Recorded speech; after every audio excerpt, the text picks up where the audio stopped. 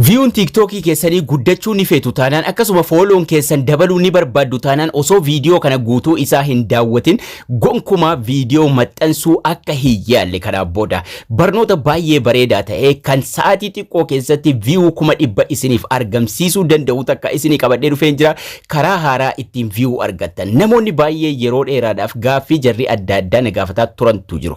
Gaaffiileen sun gariin viewuu duraan argadhaa amma viewuun isaa gaddeebi'uu eegalee akkasuma viidiyoo namaxxansu nama bira hin gahu waan baay'ee na gaafataa turan. Akkasuma namoonni follow godhe viewun jara yookaan immoo viidiyoon jara dhufee nan qaqqabu viidiyoo jara hin argu namootan follow godhe ka jedhus gaaffilee adda addaatu na gaafataa turtanii. Kanaaf hundaafu waan furmaata isiniif tahuu danda'u karaa baay'ee salphaa ta'een karaa easy ta'een akka isin view itti argachuu dandeessan settingii tokko qofa qajeelchuudhaan view ajaa'iba argachuu dandeessu. Ka duraan viewun keessanis gadi bu'e view sunis ol ka'uu jalqabaa jechuudha. Garuu kana dura waa takka isin haa gaafadhu viidiyoon isin TikTok irratti daawwachaa jirtan yookaan viidiyoon adda addaa TikTok keessanirra dhufu yookaan naannoo viidiyoo isin daawwattanii sun akka inni miidhaa isin irratti fidu ni beektu. Kana waliin ilaalla. Obboleeyyan chaanaalii YouTube kiyya kanaaf haarayaa taatan subscribein kun gurraacha'ee jira taanaan subscribe gochuudhaan akkasuma like tuquudhaan share godhaa hiriyoota keessaniif yaada keessan comment jala naaf kaa'aa isiniin jechaa eegan. Gara barnoota keenyaatti yeroo deebinu yeroo dheeraa yeroo TikTokii fayyadamaa deemtan viidiyooleen adda addaa isinirra dhufuudhaan yookaan viidiyoo isin osoo hin fedhin viidiyoon adda addaa deddeebi'ee yeroo lammaffaaf sadaffaan viidiyoon aynanni tokko isinitti deddeebi'uun akkasuma viidiyoon isin hin feene TikTokii irra dhufuun sun miidhaa view keessan irratti ni fida. Akkasuma viidiyoo isin bira silaa isin arguu barbaaddan yookaan immoo ilaaluu barbaaddan sun isin bira gahuu dhabuudhaan miidhaa view keessan irratti viidiyoo isin ilaaltan irratti follow irratti isin irratti fiduu galaa jechuudha.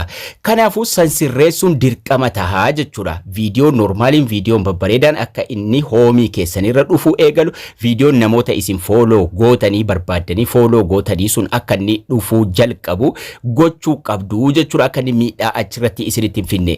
Sanaaf immoo settingii tokko yeroo sirreessitan yeroo kun sirraa'e maaltu waliin sirraaha follow'n keessan viewun keessan ida'amuu eegala sirreetti viewun dhufuu eegala jechuudha. Kana gochuuf egaan profaayilii jala seentanii TikTokii dhumarraa sarara sadan tuquudhaan gara settingii adeemna. Settingii ra seenuudhaan waan takka waliin sirreessina. As jala setting and privacy ka jedhu kun ni jira. Setting and privacy ka jedhu kana tuqachuun gara settingii adeemna jechuudha. Settingii ra erga adeemne booda setting and privacy haala kanaan nuuf baasa. Setting and privacy jalatti manni jalqaba accountiidha.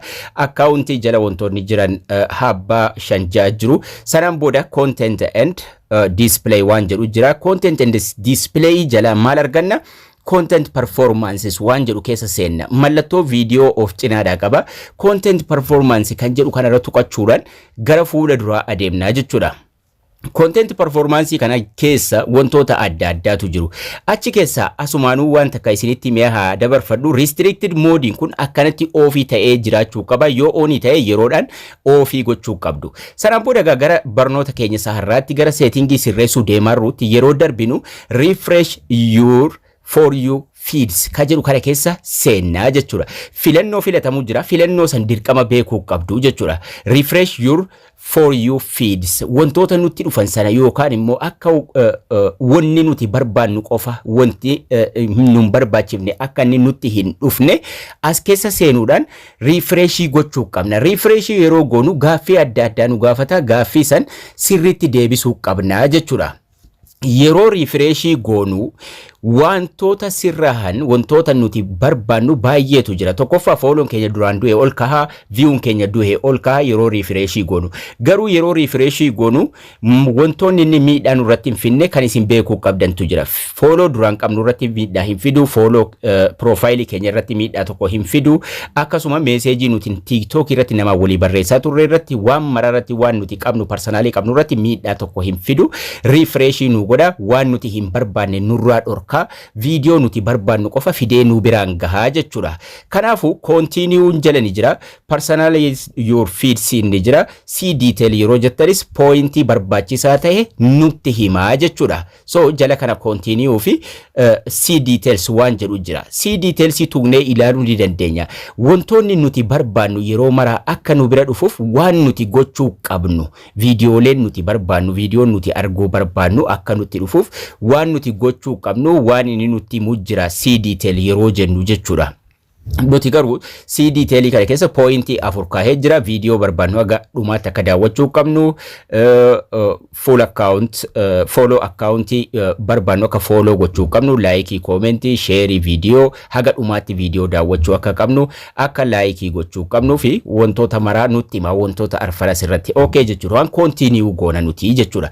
Refresh gochuudhaaf TikTok keenya bakka qulqullummaa isaa duraaniitti deebisuuf refresh yeroo tuyne refresh feed kan kee yoo goote aandanidha yookaan immoo duubatti hin deebitu ni beektaa miti nuun jedhee ni beektaa miti jedhee nu gaafata refresh goonaa jechuudha.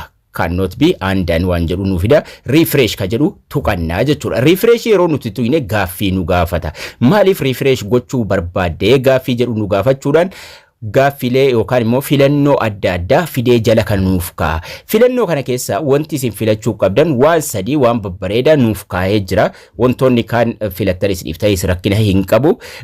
Repetitive content akka ta'e, upsetting content, useless content akka ta'e yookaan immoo yoo barbaadan others reason filachuudhaan yoo afaan Ingiliffaatiin barreessuu dandeessa. Wanni refresh godhaaruuf kanaafi waan jedhu itti katabuu ni dandeessu jechuudha. Walumaa galatti misleading contentis filachuu ni dandeessu. Garuu as keessa useless content yoo filattan ajaa'iba ta'a. Content isin duraan argaa turtan yookaan immoo wanti nama jibbisiisu wanti irra deddeebi'ee isinitti dhufu sun TikTok home keessan irratti inni hafa TikTokin keessanis gara normaalitti deebi'a kan duraan view isin jalaa du'e kan viidiyoon keessan nama bira hin geenye kan view arganne kan follow hin dhufne kan follow isin irraa ka'u wanni martinuu as keessatti yeroo isin refresh gootan furmaata argataa jechuudha. Kanaafuu useless content waan jedhu haa filadhu ani content faayidaa hin qabne yookaan immoo wantoota bu'aa hin qabne wantoota raabishii tahan wantoota faayidaa hin qabne na bira dhufaa waan jedhuun submit tuqannaa jechuudha. Yeroo nuti submit tuynu thank you for sharing feedback nuun jedhee jira. Already refresh goone sirreessinee jirra jechuudha. Kanaafuu filannoo san filattanii submit yeroo sin gootan walumaa galatti refresh ta'a TikTokin keenya jechuudha. Restricted mode kana warri off irra hin jirre turn on jedha taanaan asumatti dhiiftu turn off jennaan immoo off gochuu qabdu. Asirratti off jedhee jiraachuu qaba malee on jechuu hin qabu.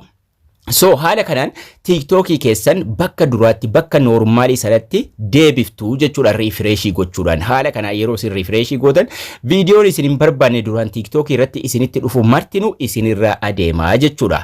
Waan qulqulluu namoota isin follow gootan wantoota isin daawwachuu barbaadantu dhufu eegala. Follown keessan duraan du'e ni ka'a, viewun keessan duraan gadi deebi'e sun ni ka'a, viidiyoon keessan nama bira gahuu dide nama bira gahuu eegala. Kan nama isin follow gootanii duraan isinitti dhufu taanaan isinirra dhufu eegala jechuudha. Haala kanaan TikTokii keessan sirreeffachuu qabdu. Barnoota TikTokii bal'inaan immoo yoo barbaadan chaanaalii kiyya jala mata duree playlistii jala yoo seentan barnoota TikTokii jedhee asirratti viidiyoo 33 argattu achi jala bal'inaan barnoota TikTokii argachuu dandeessuun isinii jira.